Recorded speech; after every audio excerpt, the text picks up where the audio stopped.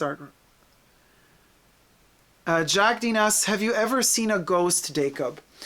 So Jack, that's a really good question. I don't believe in visions of ghosts as like we know from the cinema, like specters flying through the screen, like a white presence floating around or covered in a white veil. For me, a ghost is a presence, it's a mood. And let me tell you, it's an energy, it's like a shift that runs through your soul. It could be cold, it could be warm. Let me tell you a story. Story time. Thumb up this video if you like it. Subscribe to my channel here on YouTube if you haven't already. And push the notifications button. Also join, become a member today. Gain access to extra perks. Push the join button next to the subscription button, but also become a patron. Join me on Patreon, Super Dacob spelled together. Thank you to all my patrons and members who have pledged. And this video is being filmed live in front of a virtual live audience of ghosts. So this is where it's at. Let me tell you story time video. Okay, so a couple of years ago, and Jack, I'm going to answer your question about ghosts. Have I seen one? A couple of years ago, I went on a trip to a little place called Falling Water. Now, those of you in Pennsylvania, actually. So I'm sitting on my chair while I'm talking. So maybe some of you know. If you don't know, look it up. Falling Water is one of the most beautiful architectural endeavors in the middle of a forest ever built by, what's his name? Wright? Lloyd Wright? Or what was the name of the architect?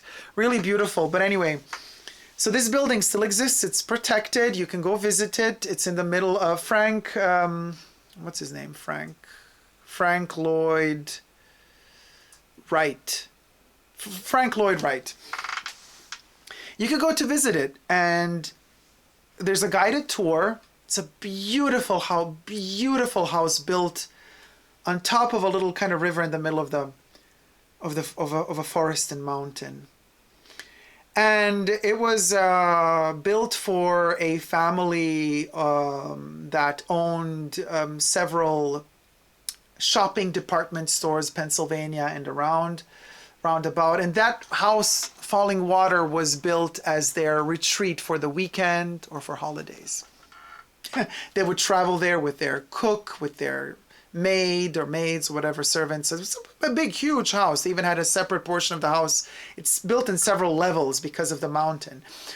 So they had even guest house and all that stuff. So I went on a tour.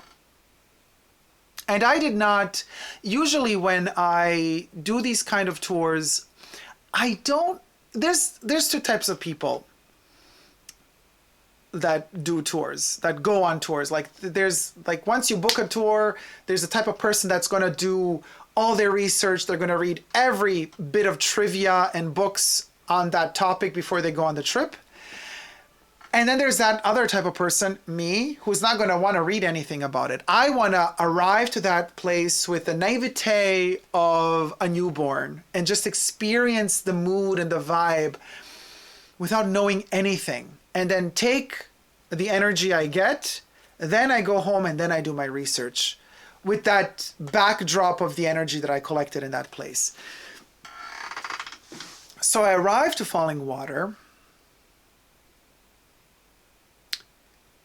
And this is like from the past century now, it's like that old. So of course the family is dead. There's nobody there anymore. They're all gone. And the house is like a museum. By the way, Pennsylvania, the association that takes care of it, they do a wonderful job. It's so taken care of. It's a beautiful, beautiful building.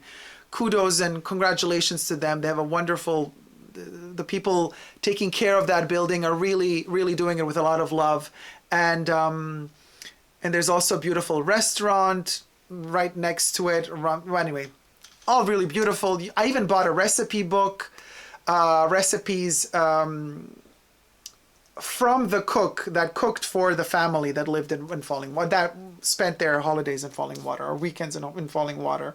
Anyway, so we were guided through the house, and the tour guide is telling us, you know, this was the living room, this was the library, the kitchen, the pantry, this is the bedroom for the guests, this is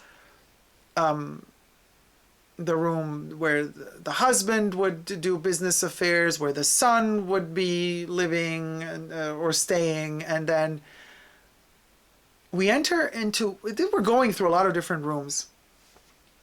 We enter into one room, and I kid you not. So this is how it works. You enter into a room, you kind of walk through it a little bit, and then you all stop, and then the tour guide explains a little bit about the room, then you move to the next room. So you enter a room first without the guide telling you anything, because you have to, all of the guests have to position themselves, and then when everybody's silent, then the guide talks about that room. So I have no clue about anything in the building, whose room is what, who did what, where, you know. I'm learning as we go along because I did no research prior to entering the space. And I enter this one room, and oh, I got goosebumps right now. I got chills through my whole body. I entered the room, and I was there with my friends, and I immediately told my friends, we gotta leave. I don't feel comfortable in this room. It's like something just flew through me and was like, get out. The uncomfort or the discomfort and the cold that I felt inside my heart was overpowering. And I was kind of moving towards the door, and then by then everybody was already in the room, and the tour guide was there and didn't stop me, but was like, okay, so let me tell you about, you know, and I'm like, oh God, I feel like so much like a rock just falling on my chest and pushing me down, and I felt heavy, depressed, and I felt, oh my God. And the more I was in that room, and the heavier I felt.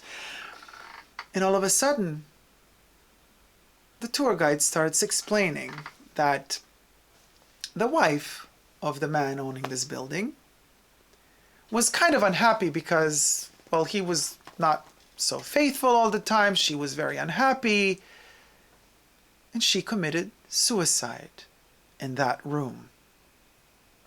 She killed herself. She took her life in that room. I had no clue. Absolutely no clue. But when the tour guide said that, all was clear to me. And it's so funny because understanding, like knowing the truth, made that rock on my soul fall off. Like I understood the energy that was condensed in that room, the tragedy that happened in that room, that energetic knot that was so tightly woven in that room. I understood why it was there. It's when you don't know, then it scares you. Then you're like, oh my God, this feeling, I don't know, I can't explain it. Oh my God, and you panic. But when you know the reason, then all of a sudden you rationalize everything. And I was rationalizing. I was like, oh my God, she must have been so sad.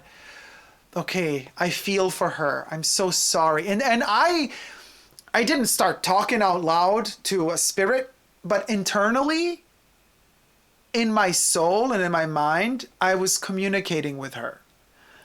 I'm not a medium. I'm not saying she was talking back to me, but I was just kind of with my soul, letting that energy out and just feeling things. Now, how do you explain feelings? I got to put them into words if I'm going to explain to you the story time. But I had to, like with my soul, I was giving out that energy of saying,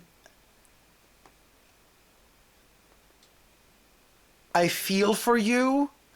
I am so sorry that you were in so much pain. I feel you. Because I have the feeling this person just wanted to be acknowledged. Because ultimately, allegedly, she took her life because he didn't love her anymore. And she was desperate, allegedly. So I kind of then said, I see you. Not physically see you, but I acknowledge you, your pain, your presence.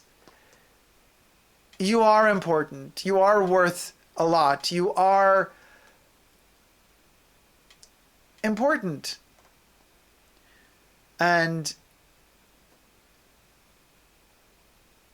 But then then we left, moved on to the next room, and I will never want to enter that room again because it's just, whoa. So to answer your question, I think this was the closest encounter with a ghost that I've ever had. And for ghost, I want to say it's a spiritual thing, right? So fascinating. I scared myself. I was like, oh my God, I'm feeling stuff here, even though I had no clue that this happened here. So this was proof to me. This is living proof to me that ghosts do exist. Okay? They don't exist, in my opinion, like we know them from the movies, these flying white things around the, moving specters. No. But energies, intentions that knot themselves up into energetic knots. And if you pass through them, boy, you're going to feel that cold. That's what I think a ghost is. And to me, living proof that ghosts exist in that form was my experience at Falling Water in Pennsylvania. So thank you guys so much for watching. I hope you've enjoyed the story time moment. If you have, please do thumb up this video and let me know what you think in the comment section down below about your ghostly experiences. And if you had any and how they felt for you. I would love to read your stories. Thank you guys so much for tuning in. Subscribe to my channel here and on my social media, superdacob spelled together. And join me, become a member today on my social media, on YouTube. And you can also join me on Patreon, superdacob spelled together. Thank you guys so much for watching. Until next time, never forget to never give up on love. Love you all. See you soon. Take care. Bye. Mwah.